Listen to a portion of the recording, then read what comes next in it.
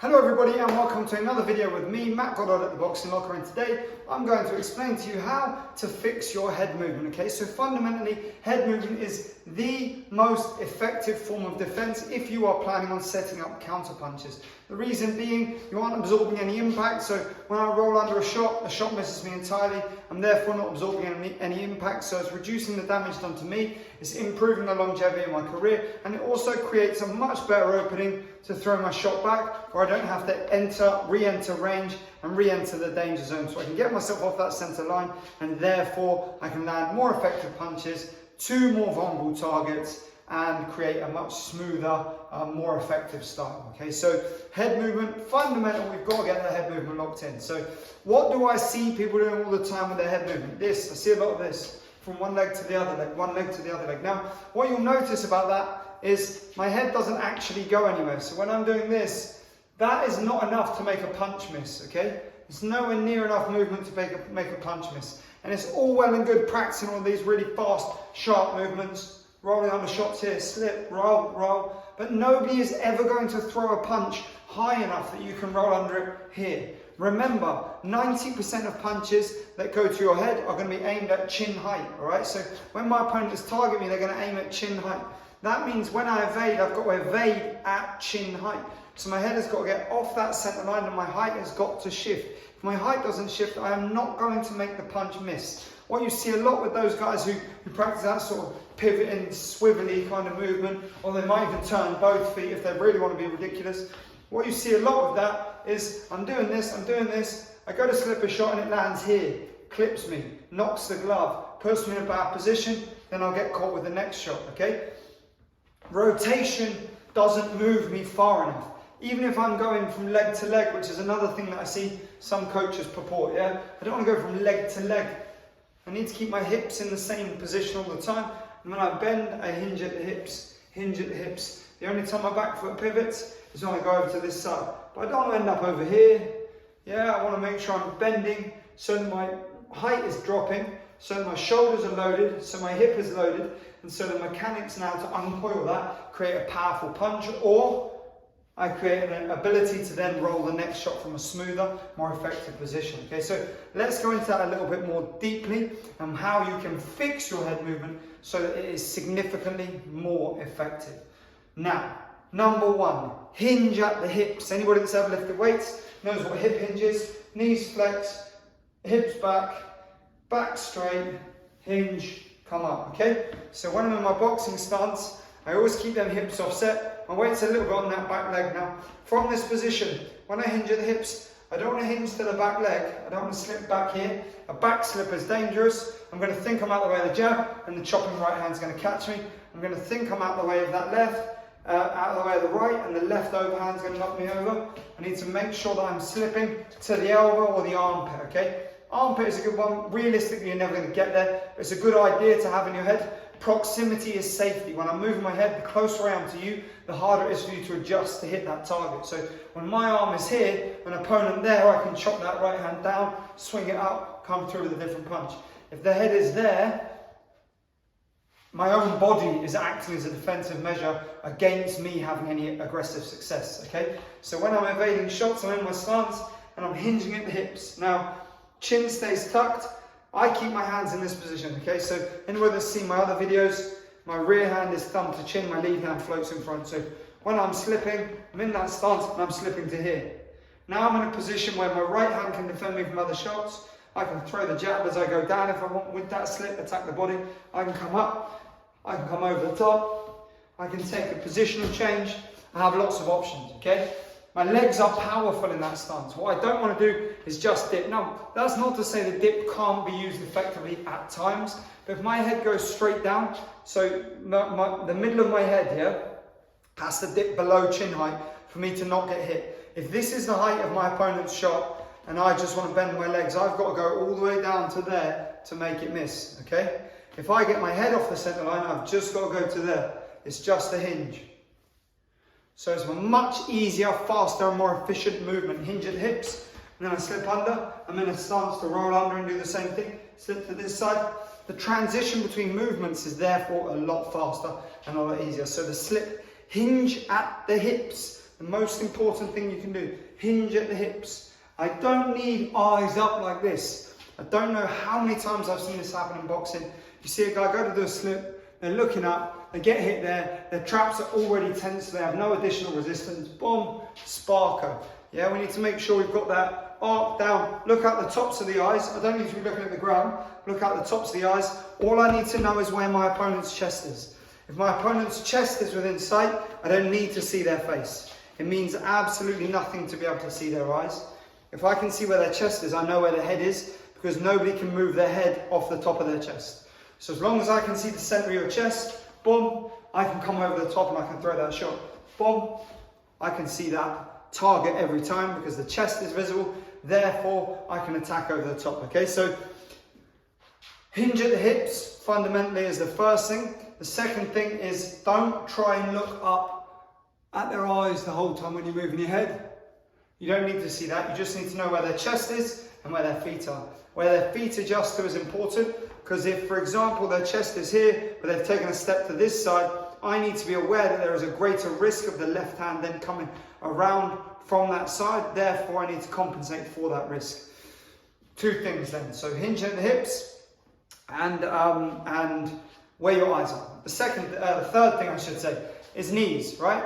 We don't want to bend our knees loads, we don't want to put loads of pressure on our legs. Yes, there have been examples of successful boxers that have used their legs a lot, but they are few and far between. If you look at the greatest defensive boxers in history, Willie Pep, Nicolino Lockie, even Julio Cesar Chavez, Pernell Whitaker, James Toney, Floyd Mayweather, Saul Canelo Alvarez, every single one of these boxers keep soft knees. They're not leg oriented in their movement. It's not a squat every time they move, okay? What that does is it drains you. Legs are big muscle groups, okay? You've got your quads, you've got your hamstrings, you've got your glutes, you've got your calves.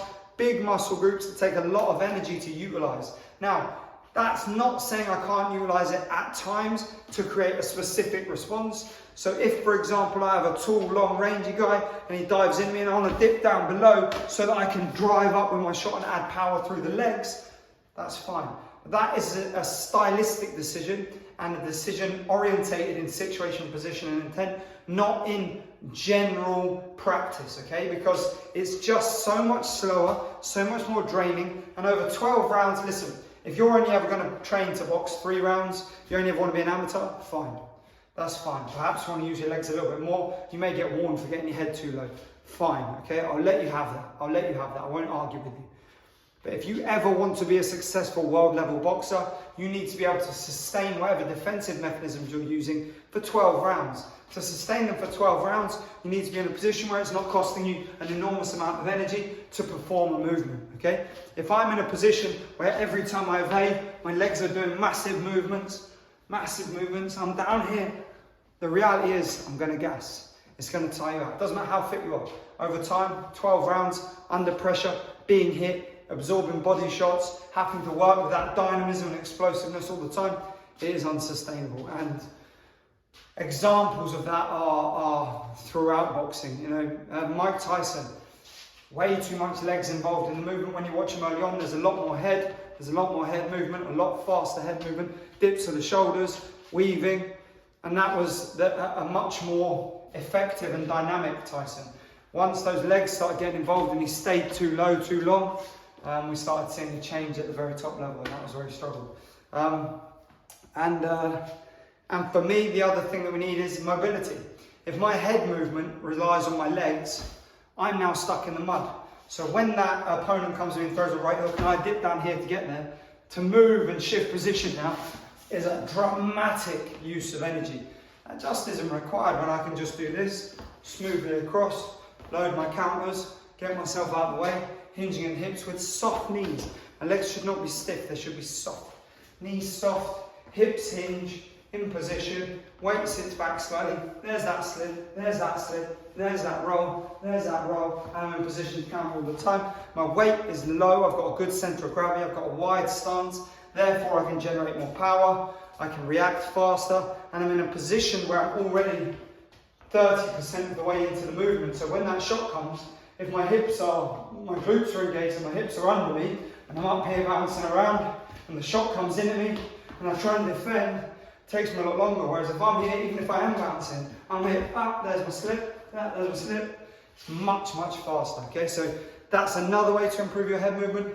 Soft knees, not squat legs, not bending your legs, not any sort of enormous squatting, leg loading movements, right? Soft knees, hip hinge, and eyes on the chest and the legs, not on the head. We don't need to keep our head up, that's crazy, okay? The strength of position on that here is that as I get hit with a shot, my trap's engaged to stabilize my head so that I've actually got resistance. If I'm already here, I get hit, that's how you get knocked out, yeah? That's what puts you to sleep. You don't want to be landing, getting hit on the forehead, there, sent back. Not only that, but it looks awful when your head gets knocked back like that. The judges are watching that thinking, the other guy's landed a great shot. And in reality, it may not be a great shot. It may just be that your positioning is so poor that you've been sent flying, okay? So, neck position is important. Eyes on the chest, eyes on the head. With that head movement, make sure as I'm doing that, I'm hinging at the hips and my knees are soft. And the final thing is reactivity, okay? And this is something that isn't skill-based, but repetition-based. Now, when I'm trying to move my head, what I don't want to do is predict every move. Now, yes, there are predictabilities, there are probabilities in amongst it. So if I slip a jab, I want to be aware that the right hand is most likely to be coming from an orthodox stance, so I'm ready to roll it, yeah? If I catch a jab, I want to be aware that the right hand is coming, so I want to be able to get myself outside of it. If I roll a right hook, I want to be in a position, if I want to roll again, that I know the left hook is the greatest risk to me now. In fact, almost the only risk. So I'm going to drive under it and circle around. What I don't want to do is guess everything based on probability. I need to make sure that I'm there in a reactive position so that everything is small, smooth, and dynamic. Every movement is at the hips, soft knees, hinging, keep my eyes on the chest, put my hands in the correct position as I'm moving so that I can deal with anything that comes. If I want to take lateral steps, I can get myself out there, I can pivot, I can slip and step through. I've got options, but I have to have that element of reactivity. And that, as I said, only comes from repetition. It's compound value. The more I do it, the easier it becomes. So what I need to do is I need to start off doing it slowly against very, very slow punches or against very low level opposition. I personally, when I began boxing, I spent a lot of time with my coach working on head movement. And then from there, I used to spend up to 32-minute rounds in a session sparring children, complete novices, and people that were just coming in swinging punches from unconventional angles. And it was my job to throw 0 punches and use my footwork and my head movement to evade those shots, draw feints to pull shots, pivot, and just learn to defend effectively no matter where the punch is coming from or what punch is being thrown. And that requires reactivity, and that reactivity is infinitely translatable and infinitely adaptable in a boxing scenario, in a real combat scenario. So there we have it, guys. Fix your head movement with those 4, I think it was in the end, simple things. The first is hinge at the hips. It's bend at the waist, not at the knees. The second thing is keep the knees flexed and soft so that they're not overloaded, so they're not taking an enormous amount of tension in the glutes and quads. The third thing is keep the chin tucked and look at the chest and the feet. I don't need to know where your head is because it can only ever be above your chest. No one has a detachable head that can float around their body. And the fourth thing is relaxation and reactivity. I need to be comfortable and composed under pressure so that I can see the shots coming and I can make informed decisions about what is probable, what is predictable, and of course what their movements mean for me to then defend it. For example, if somebody's committed on that left leg over here and their right shoulder is still back, 99 times out of 100, that right hand's looping over the top one way or another, okay? Because my weight is down and it's low. If I come down here, the risk is either upwards or downwards, so I want to move myself over that way, take myself away from the rear hand. So it's just informed decision and good coaching. If you understand what you're actually facing and the different situational impacts of that, then you can make informed decisions, you can be reactive, and you can do the things that you need to do to make your head movement better. If you have any questions or anything that I've said, please drop them in the comments below. Don't forget to like, subscribe, share this video far and wide. This is a subject that I'm very enthusiastic about, and it's something that I personally feel I've got a very good knowledge of and a very good understanding of for boxing.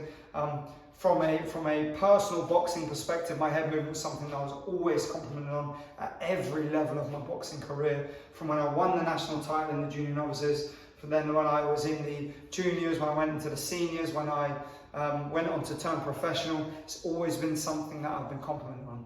So defense for me, defense is something that should be prioritized. If you can't defend punches properly, then it's no good going out there, because you are enormously at risk of getting badly hurt. Defense is not just having your hands up and absorbing impact, because you can still get CTE from having your brain rattled around, even if they all hit your gloves. We need to make sure that we are protecting boxers, and as such, defense is something that should be prioritized when coaching. Don't forget, as I said, to like, subscribe, comment, all that good stuff, and check out the rest of my content. Have a great day, guys. Big up yourselves.